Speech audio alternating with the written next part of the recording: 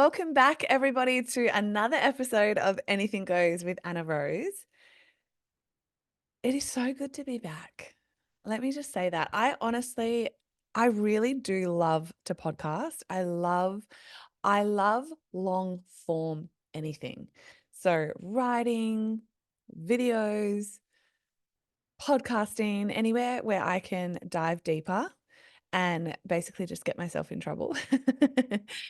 Is what I love. No, but today I am doing an episode that honestly I was shocked I haven't done yet. And it came about from an incredible question that I received in my question box on Instagram the other day. And as I was replying, I was like, how you can't put this in short form. Like you can't cram this into like a story on Instagram essentially. And then I was like, oh, I'll link an episode because I'm like, I absolutely would have done an episode on this and I hadn't. So I, as a priority, have sat down to record it, but I am talking about love today. And maybe I haven't done it because I did just feel like from a position of authority, maybe I needed to give it a little bit more time for sure. But ultimately, I'm not actually going to talk about love and relationships in a sense today. I'm actually going to talk about sense of self and self-worth and self-love, right? It's my jam, but it was honestly what I was put on earth to do. And that's how you find love. So, to back it up, the question I received was, how do you find love in your 30s? Now, to answer this question, so I'm going to re-ask the question and then I'm going to answer it because it is not just about the 30s. Okay. I found love again in my 30s, but it's not about just finding love in your 30s. So to answer this question, I want to pose the question of how do you find love? Full stop. How do you find that true, whole, beautiful, incredible soulmate love? And I have a couple of stories. Obviously, I have a couple of experiences under my belt, including a 14-year relationship and marriage. I have the narcissistic ex. I then have a bunch of other dating stories. Well, maybe one day I'll sit down and I'll share some. But I definitely then found the king. And when I say I found the king, I was not looking necessarily. I was the flower because honey flowers just bloom and the bees are attracted to the flower. And I was essentially the egg, right? The egg doesn't chase the sperm chases the egg. And that's where I suppose I can begin. So how to find love, my very quick answer to this beautiful woman on Instagram was all about self. I said, heal yourself, love yourself, fill your own life up first, and then date. And then I went on to say how I had dated from a place of wound and I had dated then my wound mates, right? That I call them wound mates. If you are dating with any sense of wound, which all of us have until we've cleaned it up, then you attract your wound mate until you truly heal yourself. And don't get in the story of this needs to take fucking 16 years of therapy and 20 years of, like you can heal yourself fast, babe. Like it's completely up to you how fast you want to make that healing journey, how fast and deep is what I was just trying to say. You want to go on that healing journey. But ultimately, until I healed myself and I actually looked at myself and I took radical responsibility for who I was and the wounds that I held and why I was attracting these patterns was the path to freedom for me. So first of all, I am in some groups on Facebook, which I love. They're so wild. And I only got put in there, I'll preface this, because so many women were coming to me at the time saying, Anna, like your ex keeps getting mentioned in these groups because it's called, I think it's like, Sis, is this your man? So there was a couple of posts about my ex in there that women would comment basically on my behalf saying, no, this guy's dangerous. He has a VRO out against him, which he does. Stay away. And those posts were getting deleted because admins, rightfully so as well, like I respect there must be evidence, were deleting them. So that's why I joined that group. I was like, all right, well, let the evidence enter the group chat. So I'm in there now. So when that happens again, I bring the evidence. But basically what startles me and what constantly, it doesn't make me smile, but makes me reflect on the state of the world essentially and its wounds is women that are not constantly, it's not like the same person, but women as a whole, and it's neither gender's fault, it's the sole individual, regardless of gender. But it's women that get themselves in these, and sis, me too, right? I take full and radical responsibility for the situation I had put myself in, but get themselves in these situations when they're dating at any age. Let me tell you, every age is in this group. That's like, there's all these red flags. I seem to ignore them, or like literally will tell their stories of like, I'm really attached to this guy, but he's like, his communication is so shit. I think there's another girl. And then like a couple of girls will pile in and they're like, hey, I was just chatting to him. Or, oh my God, that's my sister's boyfriend. Or, holy shit, that's my husband. Like, it's wild, right? What I never see in that group though, and this is something that I did, and so here goes the coaching part, is go, wow, I seem to keep doing this. I seem to keep attracting the same type of person. So I am going to stop dating and take a look at myself and see where and why this pattern keeps repeating itself before I date again. And that is exactly what happened with me. Now, instead of saying that, what I see is like, fuck that guy. How dare he? What the fuck? I always seem to attract the same losers. Like, fuck dating. I'm sick of this. Like, and all of that is true. All of that is true. There's no, like, I'm not blaming or shaming anyone in this situation, myself included. But in my situation and experience, that I believe I was honestly meant to go through in a fucked up way to understand it on this molecular level, is that I genuinely looked at my life. So I'm now speaking to my single gals. Sis, if you are out there and you are single and you can take a look at your previous marriages or relationships or situationships or dating life, and you're like, yeah, it's a bit of a shit show. Like, it definitely wasn't it, or the same pattern repeated. He, like, each partner cheated, or um he had such a, like, he was such an avoidant, right? So an avoidant attachment style, whatever that is absolutely on them, 100%. However, what I'm inviting you to do, and what this was the pivotal life-changing moment in my life, was I looked at myself and I was like, why do I keep attracting men that want to like live off me, that are like needing to be mothered essentially? And why am I fucking mothering them? I just took radical responsibility for cleaning up my own shit before I re-entered the dating pool. So how to find love again in any stage of your life, first and foremost, is genuinely taking radical responsibility for who you are and potentially the wounds that you carry. That's number one. Number two is, I believe, locking yourself down, not fucking eating, like drinking your way through any of this healing part, and identifying any wounds that have consistently been covered up or hidden from you in your life. Majority, if not all, come from your childhood, the cracks in your love timeline, and looking at them and doing the work to heal them before you re-enter the dating pool. Now, this is what I did.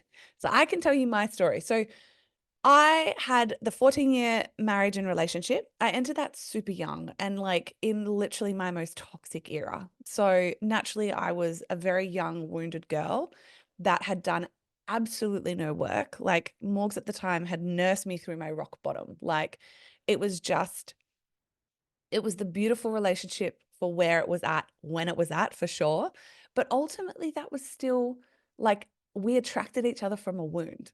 So that was that. Parking that, separated and divorced, awesome. Of course, I definitely know that I ultimately allowed the next person into my life far too soon. Like 4-5 months later, I was like, yeah, or he was like passing through. He's like, I'll come over. I was like, sure. Anyway, cut to a 16-month situationship, which was so toxic.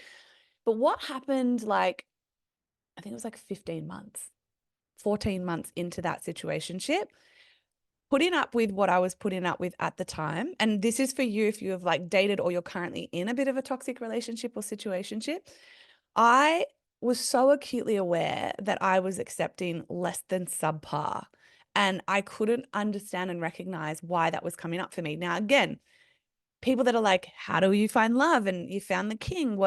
I'm still single. What am I doing? This is all relevant. So at the time, yes, I was in a situationship, but if you're not even, and you can't understand why like the king ain't dropping in, this could be an enormous reason why. So I quietly went away and I like did some work. I was doing massive amount of work on myself.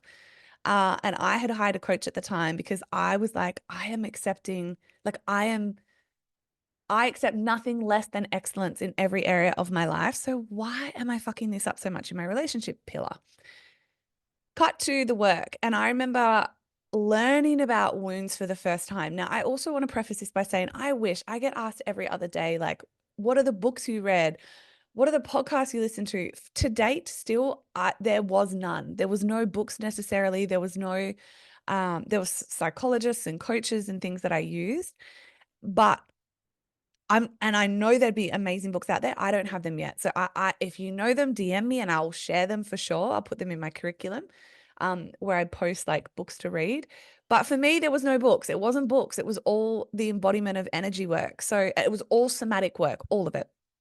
So how to find love, I went away, I identified wounds. I was like, well, why am I attracting this? Well, fuck, turns out my core belief as a woman or a human being was that love is unsafe and I am unlovable, which is wild because I do self-love school, right? But that's for self. I was so certain in my like self, but when it came to relationships, I was unlovable. Now, doing the work and doing the meditations and going back and figuring it all out, there was so many moments in my life, from the sexual abuse to my stepdad relentlessly telling me that my dad didn't love me, to my dad like being used against me and held from me and all this stuff. Of course, I was going to have wounds.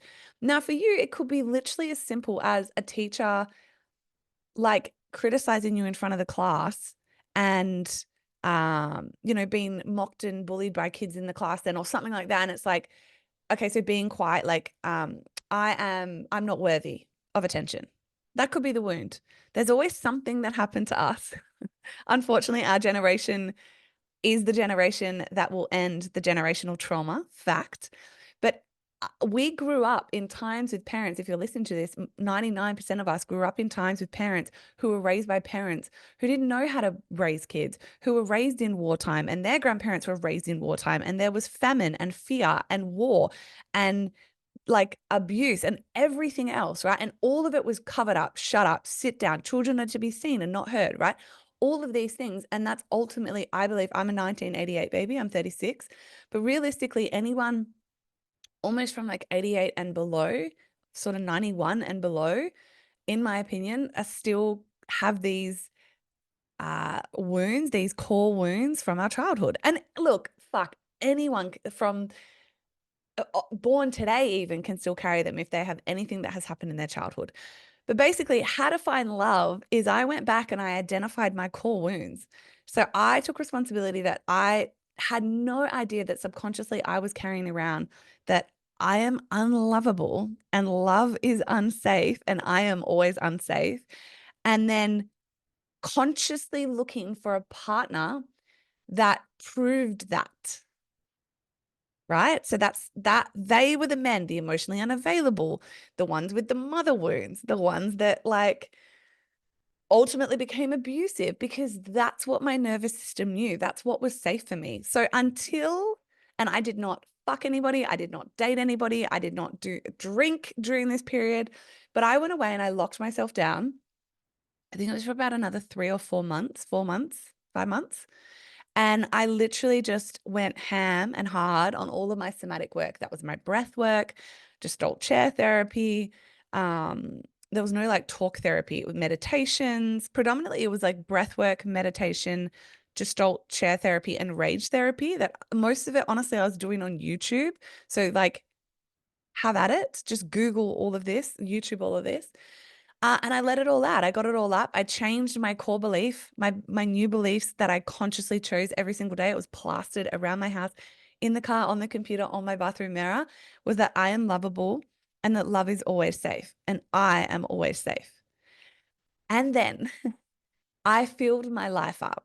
I started to become the woman that I was proud to be. So once I had gotten through all of that, and I was like, okay, I'm coming now from this beautiful, healed space and place of I am always safe, love is safe, and I am lovable. I was like, imagine the king that I can magnetize and attract from this place instead of I am unlovable, I am safe. And your core wound could be like, I am unworthy, I am ugly, I am unsafe. Um, there's so many, right? It doesn't need to be mine, but predominantly these are very common ones, the ones that I held. But once I started to change that, and people go, but how do you change it? You literally just have to tell yourself that every single day as often as you can. So I was just constantly reminding myself on the computer, on my phone. It's still on my phone. I am lovable. On my phone, on my computer, on my bathroom mirror, in the car, in alarms. It would go off and I'd look at my phone and it was like, I am lovable, love is safe.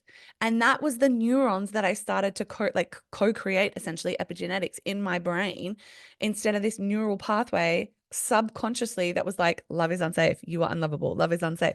Instead, all day, every day, I was like, love is safe. I am lovable. And then because you are thinking that and creating that for yourself so often, you then are looking for evidence of that truth and that proof. And from that place, I definitely started to date. And I definitely dated some princes for sure. Like the girls started to be like, whoa, like these guys are fucking incredible. And I was like, yeah, finally. But then I was still like, these guys aren't it. Like, I'm like, there's just this last little piece. And this was the last piece for me. And I think this is so important and powerful. And I think this is the most important thing. Number one, how to find love is to fix and heal, not fix. None of us are broken, but to heal your own wounds 100%, to face your shadows, bring them from the darkness into the light, front them head on and say, you no longer control me. You no longer have control over my life. I am in control of my life. I am in control of this love. And I'm going to create the most magnificent love and life for myself. Healing your shadows, number one. Number two, I'd done all that. Then creating the new story for yourself. I am worthy. I am beautiful. I am lovable, whatever that truth is. Looking for constant evidence in your life of that. And then number three, so this is like a little fun one that I did, but I honestly, like, this was the final piece of the puzzle. If you do this without the first one and two steps, though, like, sis, don't bother. But from a whole healed place, I then locked myself back down. I was dating and in my fun era for sure. And then I locked myself down because what happened was I wrote the king list. I called it the king list. And we know this, right? You write the list, but girls write this list when they're like wounded, shrewd, like just not it. From a beautiful, whole, healed space and place, I wrote my king list. But when I looked at that list, and it wasn't just attributes, there was some physicality things on there. Like must be into fitness, must look incredible, be big and strong. Like absolutely, there was attributes on the list. But then a massive focus that I had was actually how he made me feel. So I said, when he's around me, he makes me feel like the most safe, loved woman on this earth. I never question his love for me because I am the focus of his attention, right? So all of these things, when he walks in the room, my body is filled with electricity. And 18 months on, Ryan still does it to me. But so I wrote this list. Now, when I looked at this list, I was a queen, guys, for sure. And I like loud and proud. But when I looked at that list, I was like, fucking hell, Anna, like you are like, all right, sis, calm down, sort of thing. Haha. But when I looked at it, I was like, this is a king for sure, but that kind of man has a fucking list of his own. Like I was like, if I want this kind of man, one that's like total provider, can absolutely fund my life, doesn't need to, but can and wants to, like safe sexual energy, like hunger, like sexually active with me, right? So it must have a hungry appetite.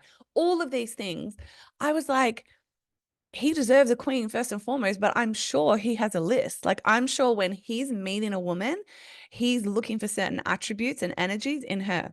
So I wrote my queen list. at the same night, I wrote my queen list out. And a massive part of that I wrote was clean sex energy. Like it was like, because I'd said about my king, I said, he must have the body of an athlete, the mind of a master, and the spirit of a warrior. I don't even know where that came from, but I was like, oof, fuck yeah. And then when I wrote my list from memory, the queen list said she must have this the body of an athlete, that's right, the body of an athlete, the mind of Cleopatra, and because she was just brilliant and beautiful and intelligent, and the spirit of Gorgo, which is Leonidas from 300's wife. Right. So that was mine. For example, another one, a massive one, like I was like, he must like have clean sex energy. I was like, fuck, I need to have clean sex energy. Because men, like kings, like aren't gonna fuck with a fuck girl, right? They're just not. I trust you, they'll have fun with you, but they won't marry you. So that was a big one for me. So I put clean sex energy. Anyway, then I was looking at this list. And not once did I commit to or be like, okay, he must, do, right? I need to find him. This is him. He has to. I focused 100 and like 100% of my energy in, oh, I'm going to become her. More than ever, I am going to become her. And a massive one as well was a man like that had his life together, that was like in charge, that was a provider, that was a king, that like da. A big thing for me was I was like, he's going to want a woman that has a full life, that already has her shit together, that doesn't need him but wants him. And so I got more to work on my hobbies. I filled my life with skydiving and dancing and running and all things that I loved and were true and real for me. And so it didn't matter if I met him, right? There was no focus on the hunt. It was the truest surrender. And so instead of being like, okay, I need to find him, remembering that I had absolutely conquered steps 1 and 2 first, I had faced my shadows, healed myself, developed new stories and identities, and then wrote my list. But if I'm going to find him and be surrendered to him, I am going to become her and not be like, he must be. I'm going to be like, well, she better be. And I got to work on the queen list and I still have it.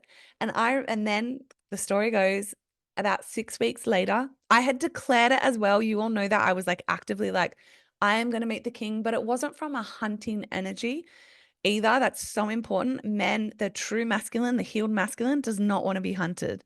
He wants the queen that like sits back on the throne and is just like, I'm ready. I'm ready when you are.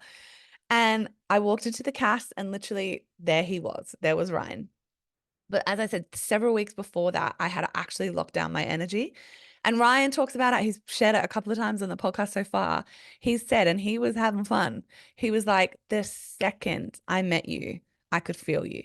And I was like, of course you could, because I had spent months cleaning up my energy and making damn fucking sure when I met the king, he knew. And that's how the story goes, right? And then you can go and listen to our love story that's active on the podcast. There's a few episodes now.